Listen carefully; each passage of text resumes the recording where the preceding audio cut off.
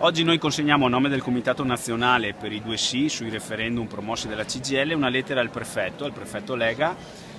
che in qualche modo cerca di sensibilizzare il prefetto perché dia un segnale al governo centrale per la fissazione della data, perché noi oggi in particolare chiediamo che finalmente dopo 40 giorni di attesa venga fissata la data sui nostri 2 referendum, perché è 40 giorni che attendiamo, 1 milione di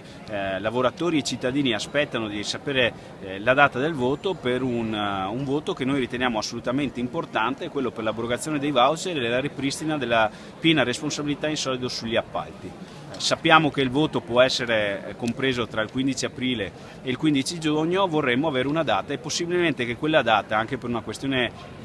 economica ma anche di senso civico, sia fissata in contemporanea con le elezioni amministrative per accorpare le 2 cose e risparmiare anche qui dei soldi di tutti i cittadini. È questo quello che noi chiediamo al prefetto oggi con la consegna di una lettera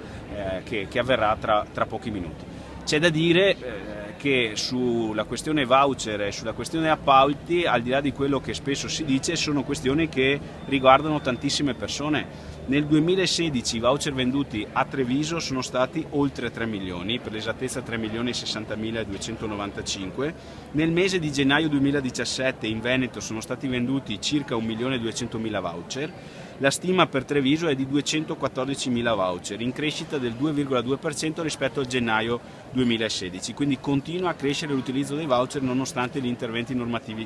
recenti. Per quanto riguarda l'altro tema, quello del sistema degli appalti, è difficile stimare quanti lavoratori lavorano nel sistema degli appalti, ma in realtà sono tantissimi. Noi abbiamo un dato assolutamente parziale, ma che dà comunque misura di questa cosa. Sono 35.500 i lavoratori sugli oltre 375.000 attivi a Treviso che lavorano sicuramente nel sistema degli appalti, però è comunque un dato parziale, perché stiamo parlando di circa 6.000 persone nel settore della cooperazione sociale, 13.000 persone nel comparto della logistica e 17.000 persone nel cosiddetto servizio alle persone. In questi dati manca tutto quello che sono i cosiddetti servizi alle imprese, quindi anche il servizio di pulizia, manca tutta la ristorazione, manca la vigilanza e manca ad esempio l'ambito molto esteso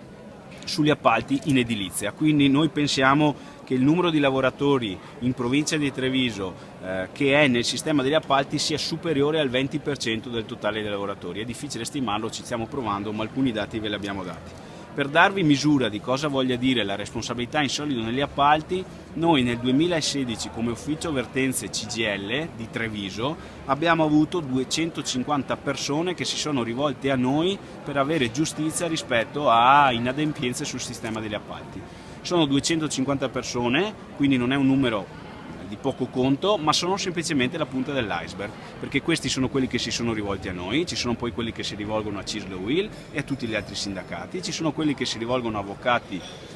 individualmente e ci sono anche quelli che non si rivolgono a nessuno perché magari non fanno nessun tipo di causa. Quindi noi sappiamo che questo è un tema centrale e soprattutto il contenzioso giuridico è un contenzioso importante e nuove norme come quella che noi proponiamo di una piena responsabilità in solido permetterebbe di risolvere a priori anche la conflittualità tra impresa e lavoratori in un settore delicato come quello degli appalti, che come abbiamo anche visto ieri è un settore che interessa tantissimi lavoratori e lavoratrici, visto che oggi è anche l'8 marzo. La scelta proprio dell'8 marzo di